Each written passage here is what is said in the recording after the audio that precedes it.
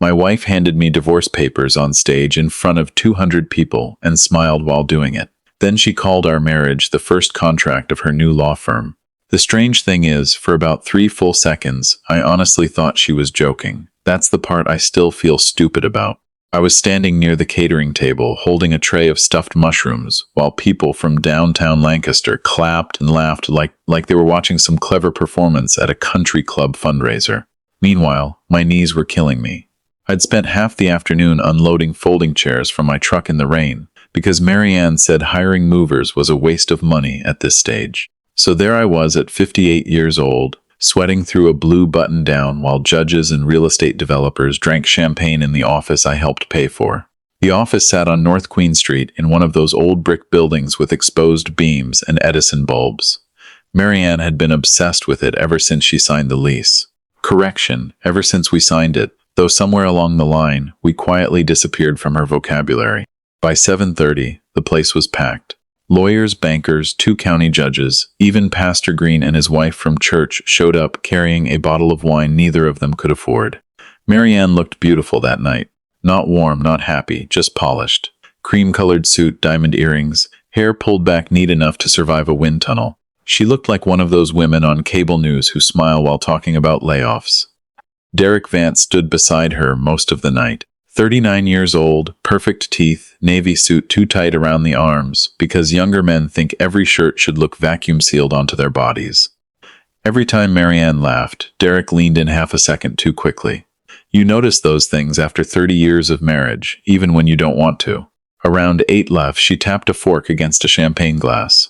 I actually felt proud walking up to that stage.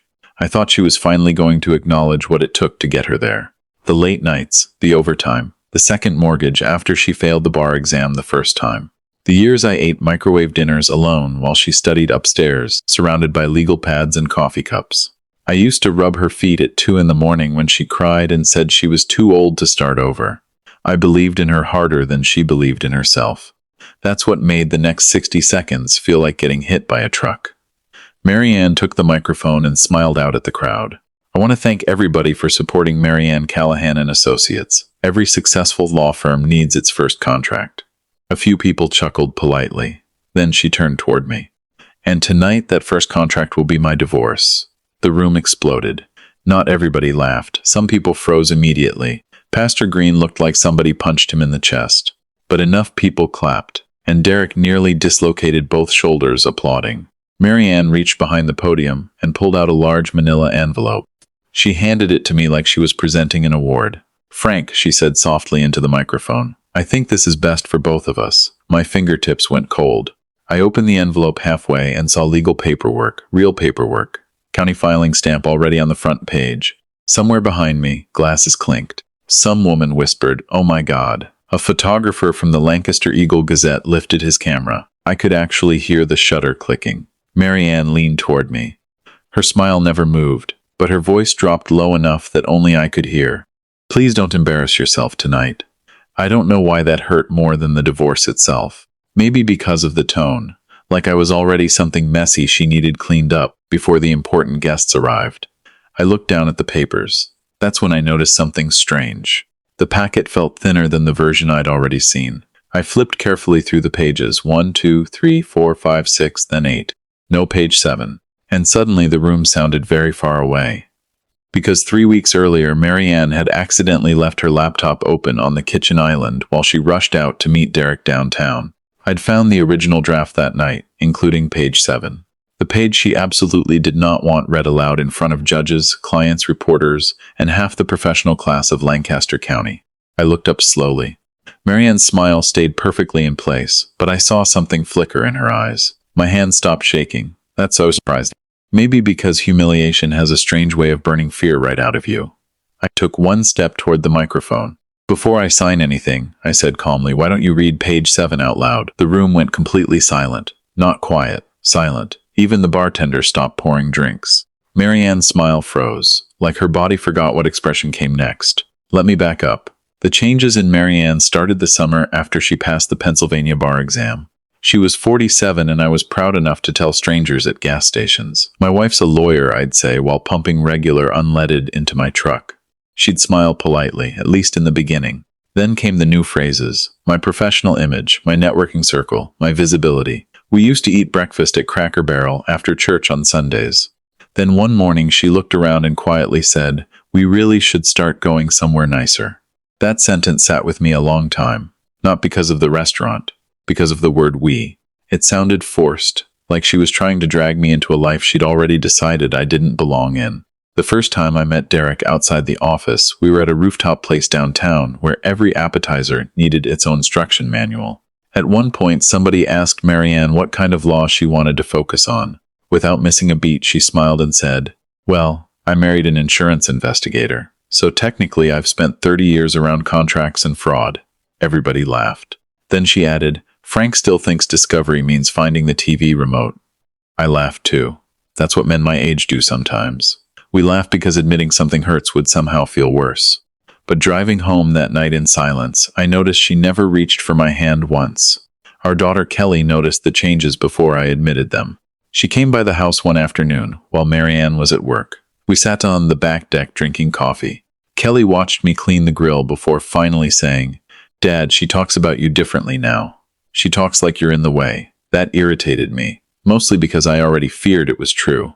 About 2 months before the grand opening, Marianne started spending more nights networking. Derek's name came up constantly. Derek thinks this. Derek says we should. Derek knows a developer downtown.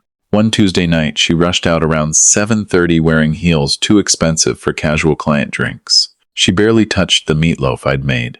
"Can you plug my laptop in if the battery gets low?" she said while grabbing her purse. Around 9, I walked into the kitchen and noticed her screen glowing beside the electric bill.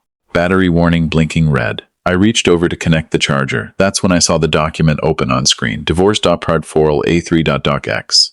At first, I honestly assumed she was working on a client file. Then, I saw my name. Page after page of legal language about asset division, pension distribution, property transfer. Then I reached page 7. The wording looked cold enough to belong in a hospital form. It stated that I had shown signs of mild cognitive decline and financial confusion over the previous year. According to the document, Marianne should temporarily control marital assets during the divorce process, including ownership rights connected to the law office building. In exchange, I would receive $1. I stared at the screen for a long time, not because of the money, because of my father. 10 years earlier, after Dad died, I used part of his life insurance payout to help Marianne secure that building through a small LLC under both our names. She knew exactly where that money came from. She also knew what that building meant to me. My father spent 40 years laying concrete in Lancaster County until arthritis twisted both his hands sideways. That insurance money represented his entire life, and now my wife wanted to erase me from it for $1. Around midnight, I drove to a Turkey Hill gas station outside town and sat in my truck listening to old Alan Jackson songs with the engine running. Rain tapped against the windshield. At 58 years old, I suddenly felt ancient, replaceable. Like a piece of furniture somebody already planned to haul out to the curb.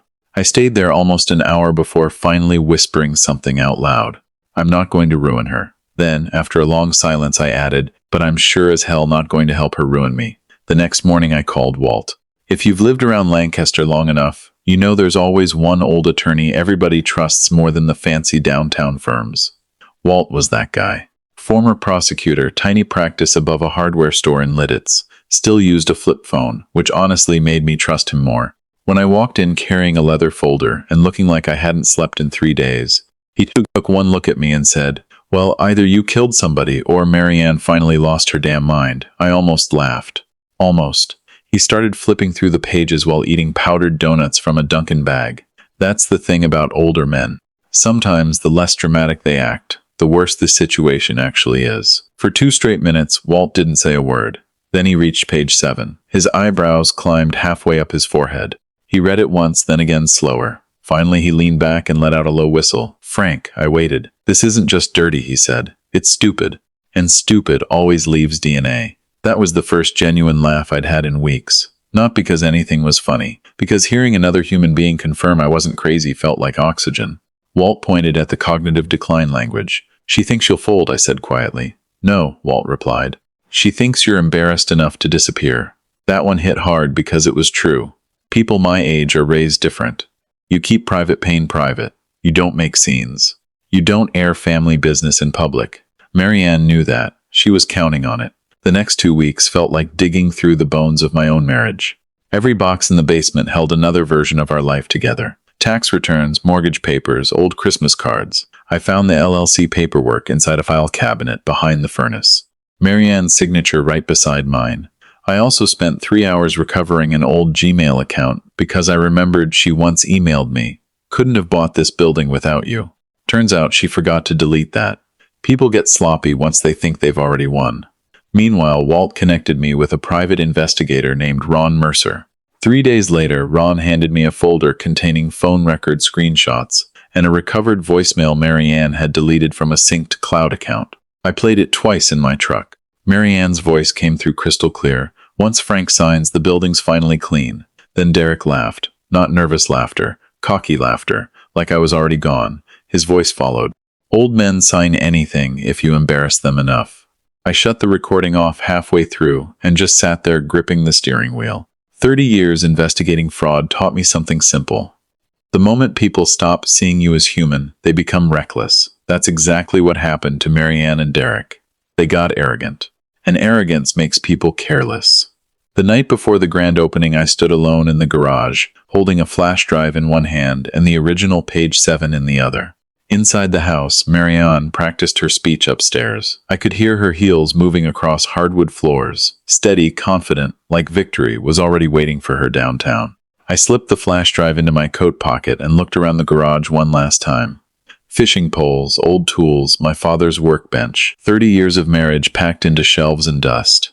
Then I said quietly to nobody at all, "All right, Marianne, if you want a show, let's give them one." Back in that room, after I asked her to read page 7, the silence lasted maybe 3 seconds. Felt like 30 years. Marianne recovered faster than Derek did. She let out a soft laugh and tilted her head like I was some confused old man having a difficult moment. "Frank, this really isn't the time." A few nervous chuckles scattered through the room. Not many. People were starting to realize this wasn't entertainment anymore. Derek stepped forward. "Sir, this is a private matter." I turned toward him slowly. "You made it public the second you helped write page 7, Derek." That landed. You could feel it move through the room, cold air slipping under a door. "Frank's upset," Marianne told the crowd. "Obviously emotions are high right now." "Read it." I didn't raise my voice. Didn't need to. Read page 7. For the first time all night, Marianne looked genuinely uncertain. She lowered the microphone slightly. "Frank," she whispered. "Please." That word almost got me. Seriously. For one dangerous second I nearly folded. Because I still remembered the old Marianne. The woman who danced barefoot in our kitchen while meatloaf burned in the oven. The woman who cried into my chest after failing the bar exam. The woman who once told me, "You're the only person who never made me feel stupid." But then I remembered sitting in my truck outside Dunkin' using free Wi-Fi because my own wife had changed the house's password. I remembered Derek's voice. "Old men sign anything if you embarrass them enough." Something inside me hardened. Not hatred, just clarity. I stepped toward the podium and pulled my copy of the paperwork from the leather folder. "You gave me an incomplete version tonight," I said calmly. "Probably because the missing page says I'm mentally declining and should surrender ownership rights to the building for $1. A low murmur rolled through the room. Somebody said, "Jesus, that's not what it says." Marianne grabbed the mic again, "Then read it." She didn't, because we both knew I was telling the truth. The county judge near the front slowly removed his glasses and folded them in his hand. Marianne's voice sharpened. "This was drafted during preliminary discussions. It wasn't finalized." "Funny," I said, "because it already had filing stamps." Then Derek made a mistake. He stepped closer and said, "Frank, you're confused." That one sentence changed the entire night, because suddenly the cognitive decline language didn't feel theoretical anymore. It felt coordinated. I reached into my coat pocket and pulled out the flash drive. Color drained from Marianne's face. I walked over to the sound system. A young employee started to object, then apparently thought better of it. I plugged it in. For 1 second, all you could hear was speaker static. Then Marianne's voice filled the room, clear as church bells. "Once Frank signs, the building's finally clean." Dead silence. Then Derek's voice followed through the speakers. "Old men sign anything if you embarrass them enough." Somewhere near the bar, a woman gasped. Derek went pale so fast it looked painful. Marianne stepped toward me. "Turn that off." I didn't. Another recording played. Marianne's voice again, lower, tired, annoyed. He won't fight back publicly. He cares too much what people think. That one cut deeper than everything else. Because she was right. Or at least she used to be. A church friend named Bill Turner shook his head slowly, grabbed his coat, and walked out without saying a word. That hurt Marianne more than the recordings. Bill had known us 20 years. Then came the moment nobody expected. Kelly walked in through the front doors, and behind her came Angela, Derek's wife. Angela marched straight across the office floor in heels, sharp enough to break concrete. Derek saw her coming and visibly panicked. She grabbed the champagne glass out of his hand, poured it directly onto his expensive loafers, and said, "Car's in my name. Hope you enjoy the walk home." Half the room looked horrified. The other half looked like Christmas came early. Angela turned and walked right back out. Didn't yell, didn't cry, didn't make a scene. That woman deserved a standing ovation. Marianne finally looked at me differently then. Not angry, not superior, just desperate. "You were supposed to love me enough to let me have this." I stared at her for a long moment. At the office, at the crowd, at the woman I once would have done absolutely anything for. "I loved you enough to help build this dream, Marianne," I said quietly. "I just don't hate myself enough to let you steal it from me." Her eyes watered instantly. Not dramatically. Just enough to ruin the perfect image she'd spent all night protecting. And suddenly she looked human again. Small, tired, lost. I gathered my paperwork slowly, no victory speech, no screaming, no dramatic exit. I nodded once toward Walt near the back wall. Then I walked toward the front doors. Nobody clapped this time. Nobody said a word. But stepping outside into the cool October rain, I realized something strange. For the first time in months, I could finally breathe again. People revenge feels loud. It doesn't. Most of the time, it feels strangely quiet. The divorce dragged on another 14 months. Turns out humiliating your husband publicly, while trying to pressure him into signing questionable legal documents, creates complications. The Pennsylvania Bar Association opened an ethics review after somebody anonymously mailed copies of page 7 to them. Walt said it was community service. Derek disappeared within 2 months. Angela kept the Audi. Good for her. Marianne's firm survived technically, but Lancaster is the kind of town where reputations travel faster than snowstorms. 2 major clients quietly pulled their contracts. The newspaper article about the grand opening never ran. Instead, the Lancaster Eagle-Gazette published a tiny piece buried halfway down page 3 about a domestic dispute interrupting a business opening. That probably irritated Marianne more than anything else. She always wanted significance. And in the end, the whole thing got reduced to 6 disappointing paragraphs beside a mattress sale advertisement. I spent most evenings alone in a furnished apartment off Millersville Pike, eating microwave dinners off paper plates. One night I sat, watching a Steelers game I barely cared about while a frozen meal rotated slowly behind the microwave door. That silence hit harder than I expected. At my age, empty rooms start asking dangerous questions. I found myself missing stupid things. The sound of Marianne blow-drying her hair upstairs. Her reading glasses left beside the sink. The way she always stole fries off my plate even after insisting she wasn't hungry. You can miss somebody and still know they hurt you. That's what makes leaving so hard. Around 6 months after the grand opening, Kelly gave me an idea that changed everything. You know how many older people get manipulated financially? You spent your whole career spotting scams. Turns out she was onto something. 3 months later, I opened a small consulting office, Callahan Senior Protection Consulting, named after my father.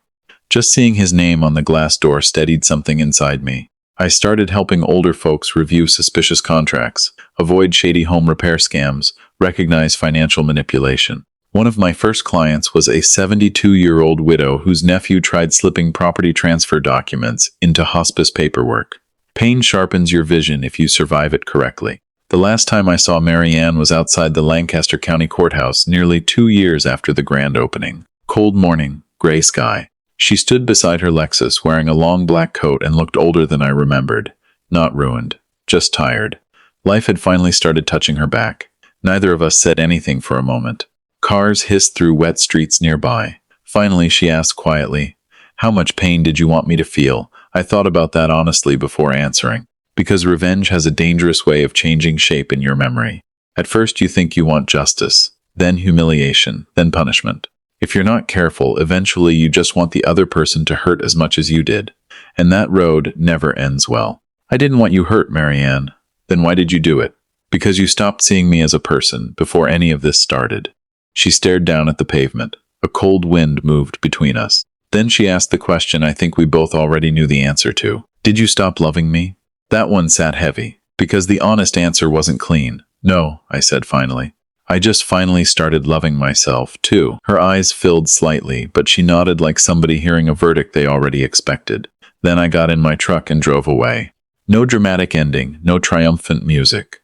Just an older man heading home through Lancaster traffic, with coffee cooling in the cup holder and enough peace to finally sleep again. Getting older doesn't mean your dignity matters less. If anything, it matters more. And sometimes the hardest thing a good man ever learns is that protecting yourself is not the same thing as becoming cruel. If somebody ever mistook your kindness for weakness, you probably understand exactly what I'm talking about.